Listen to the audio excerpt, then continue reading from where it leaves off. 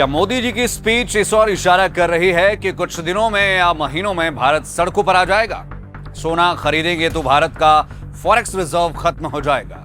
सीधे मायने में कहे तो भारत के पास जो विदेशी मुद्रा है वो खत्म हो जाएगी। तेल चाहे खाने वाला हो या गाड़ी इत्यादि में डालने का, वह सब कम करने के लिए आखिर मोदी जी क्यों कह रहे हैं? क्यों मोदी ने अपील करके इसे आर्थिक देशभक्ति का नाम दिया है? आइए समझते हैं। अगर हम तेल खाना कम करें ना, तो भी वो देशभक्ति का बहुत बड़ा काम है।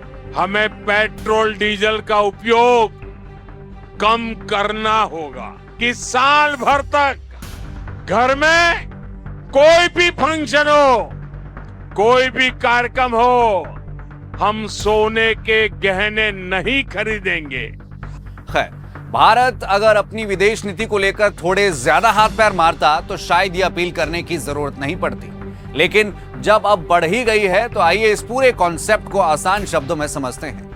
आपको मालूम होगा कि भारत का सबसे बड़ा आयात खर्च तेल पर है, यानी कि दूसरे देशों से सबसे ज्यादा पैसों में हम तेल ही खरीदते हैं। पिछले वित्त वर्ष में 123 अरब डॉलर का कच्चा तेल आयात हुआ था, इंपोर्ट हुआ था।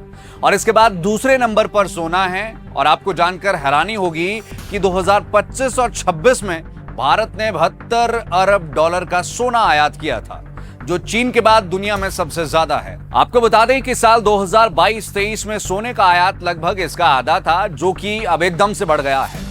इस बुरी स्थिति में सरकार का बस चले तो वह तेल और खाद ये भी बंद कर दे, लेकिन ऐसा चाहकर भी नहीं कर सकते। लेकिन सोना एकमात्र ऐसा बड़ा आयात है जिसे रोका जा सकता है, और इसे रोकने से फॉरेक्स रिजर्व और रुपया दोनों को स्थिर रखा जा सकता है।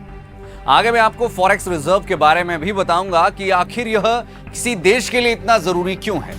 मगर यह सभी को मालूम है कि हम ज्यादातर सोना विदेश से डॉलर में खरीदते हैं, जिससे देश की विदेशी मुद्रा पर दबाव पड़ता है। इसी तरह भारत अपनी करीब 85% तेल जरूरत भी बाहर से ही पूरी करता है। जब तेल महंगा होता है तो डॉलर में ज्यादा पैसा देना पड़ता है। ऐसे में अगर लोग सोना कम खरीदेंगे तो देश का इंपोर्ट बिल घटेगा और रुपए पर दबाव कम होगा। अगर सोने जैसी चीजों का आयात कम होगा तो देश का डॉलर बचेगा, रुपए की वैल्यू स्थिर रहेगी, व्यापार घाटा जिसे ट्रेड डेफिसिट कहते हैं वो कम होगा, और आर्थिक संकट के समय में देश शायद ज्यादा मजबूत रहेगा।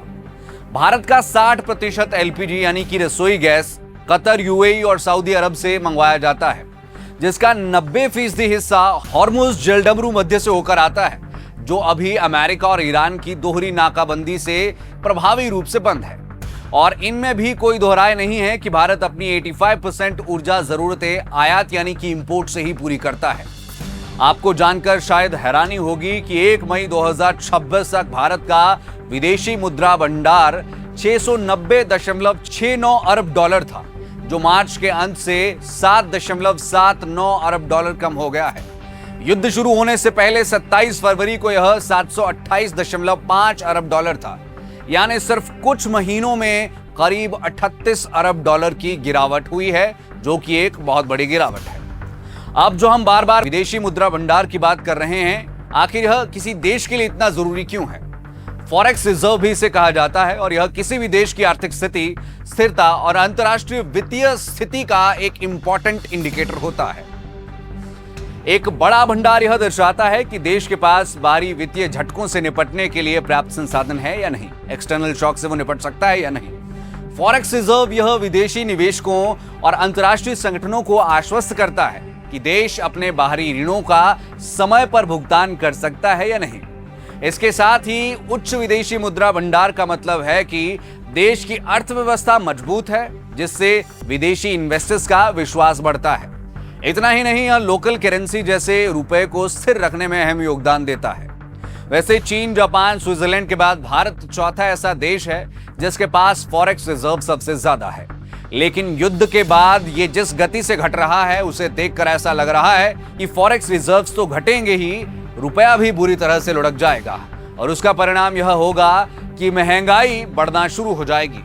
लोगों की स्पेंडिंग पावर और बैंक्स की लोन लेंडिंग पावर दोनों कम होने लगेगी। धीरे धीरे देश स्टैगफ्लेशन की ओर बढ़ने लगेगा। जिसका मतलब है कि यह अर्थव्यवस्था की एक ऐसी दुर्लभ और खतरनाक स्थिति है जिसमें आर्थिक विकास दर बहुत धीमी हो जाती है, बेरोजगारी बहुत ज्यादा बढ़ जाती है और साथ ही महंगाई और कीमतें लगातार बढ़ रही होती है। ऐसी स्थिति में आरबीआई रुपए की स्थिति को संभालने के लिए ब्याज को बढ़ाता है। न बैंक ऐसी स्थिति में लोन दे पाएंगे, न बिजनेसमैन लोन उठा पाएंगे और न नौकरियां होंगी, बेरोजगारी होंगी, महंगाई होगी। ऐसा डेडलॉक बन जाएगा जिससे बाहर निकलना एक तरह से मुश्किल हो जाएगा, नामुमकिन हो जाएगा। खैर, अभी तो भारत के पास पर्याप्त फॉरेक्स रिजर्व है, लेकिन यदि इसी तरह से युद्ध लंबा खींचता चला गया तो कहीं ना कहीं आने वाले समय में भारत को इससे प्रॉब्लम हो सकती है। इसीलिए मोदी जी बार बार कह रहे हैं कि हो सके तो 1 साल के लिए सोना खरीदना बंद कर दो, हो सके तो विदेशी यात्राओं को बंद कर दो, हो सके तो पेट्रोल डीजल का इस्तेमाल कम करना जो है वो शुरू कर दो, पब्लिक व्हीकल का इस्तेमाल करना शुरू कर दो। ये सारी चीजें यहां पर नरेंद्र मोदी द्वारा कही जा रही है। हालांकि यहां पर कुछ लोगों का कहना है कि अभी तक, जब तक इलेक्शन थे तब तक इस तरह की कोई चीज नहीं थी, तब तक भारत पर ऐसे युद्ध का कोई फर्क नहीं पड़ रहा था। लेकिन इलेक्शन जैसे ही निपटे उसके बाद से ये बड़ी अपीलें भी हो रही है, बड़ी दलीलें भी हो रही है, तो ऐसे में मोदी को घेरा भी जा रहा है। लेकिन एक तरीके से यदि देखा जाए तो यही एक्चुअल स्थिति है कि यदि युद्ध लंबा चला तो फिर उससे कहीं ना कहीं भारत को दिक्कतें जरूर होगी, प्रॉब्लम जरूर होगी, और उस प्रॉब्लम से भारत कैसे बाहर उभरेगा ये अब आने वाला समय ही बताएगा। क्या लोग अपना जो सोना खरीदने का मोह है उससे रुक पाएंगे या फिर नहीं, ये भी आने वाला समय ही बताएगा। क्या लोग अपनी गाड़ियों का इस्तेमाल करके पब्लिक व्हीकल का इस्तेमाल करेंगे, ये भी आने वाला समय ही बताएगा। खैर, आपका इस पूरे मुद्दे पर क्या कुछ कहना है कमेंट के माध्यम से जरूर बताइए। देखते रहिए लाइव टाइम्स टीवी। धन्यवाद।